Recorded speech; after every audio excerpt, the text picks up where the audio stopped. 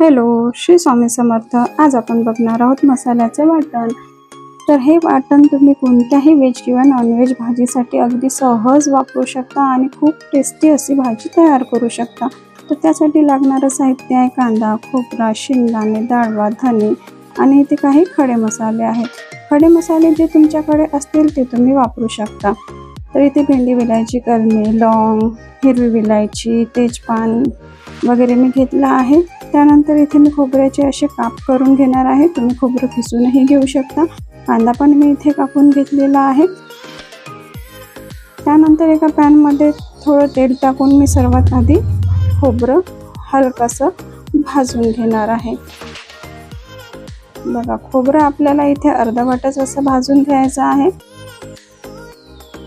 त्यानंतर आपण यामध्ये ॲड करणार आहोत शेंगदाणे आणि फुटाणे। ते सुद्धा आपल्याला आधी इथे भाजून घ्यायचे आहे। जे जाड मसाले असतात ज्यांना जास्त वेळ लागतो ते आपल्याला सर्वात आधी भाजून घ्यायचे आहे। त्यानंतर त्यामध्येच मी इथे धने ॲड केले आहे। धने पण आता इथे आपल्याला थोडे भाजून घ्यायचे आहेत। बघा, या पद्धतीने। त्यानंतर मी इथे मोठी विलायची, कलमी, हिरवी विलायची हे आता यामध्ये टाकून भाजून घेणार आहे। आणि सर्वात शेवटी आपल्याला इथे आहे ना खाकस आणि जिरं टाकून भाजून घ्यायचं आहे, कारण की ते खूप लवकर भाजले जाते आणि जास्त वेळ भाजले तर ते मग जळण्याची शक्यता असते। आणि एक महत्त्वाचं म्हणजे सर्व मसाला आपल्याला मंद आचेवर भाजून घ्यायचा आहे, जेणेकरून तो व्यवस्थित असा भाजला जाईल।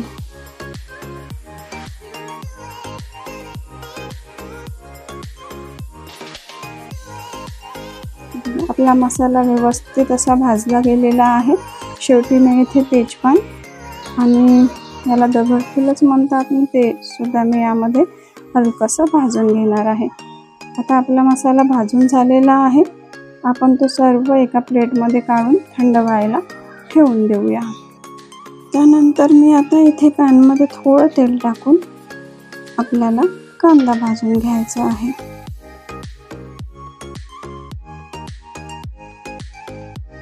आता इथे आपण कांदा भाजून घेऊया। जोपर्यंत आपला कांदा भाजून होतो तोपर्यंत तुम्ही चॅनलला सबस्क्राईब करून घ्या।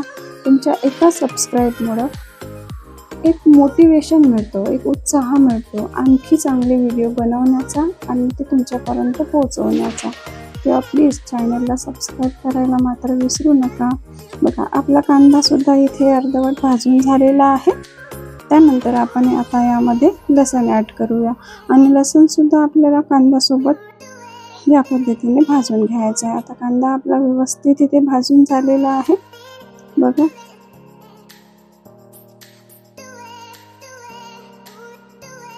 कांदा बघा आपला छान भाजून झालेला आहे। आता आपण याला थंड करून घेऊया आणि तो थंड होईपर्यंत आपण जे आधी खडे मसाले, धने वगैरे जे भाजलं होतं ना ते आता आपण इथे बारीक करून घेऊया।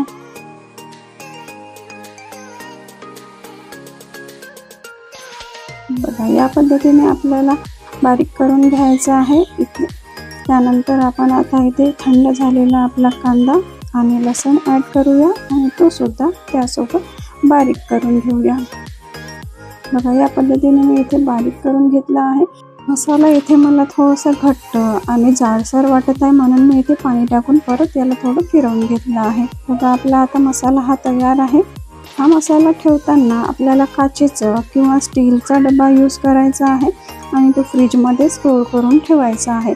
प्लास्टिकचा डबा तुम्ही इथे वापरू नका, कारण त्यामध्ये ना मसाला लवकर खराब होण्याची शक्यता असते आणि जास्त दिवस तो चांगला पण राहत नाही। तेव्हा आजचा हा व्हिडिओ तुम्हाला कसा वाटला हे कमेंट करून नक्की सांगा। व्हिडिओला लाईक करा, चॅनलला सबस्क्राईब करा आणि बेल आयकॉन प्रेस करायला मात्र विसरू नका। भेटूया अशाच एका नवीन व्हिडिओ सोबत। तोपर्यंत श्री स्वामी समर्थ।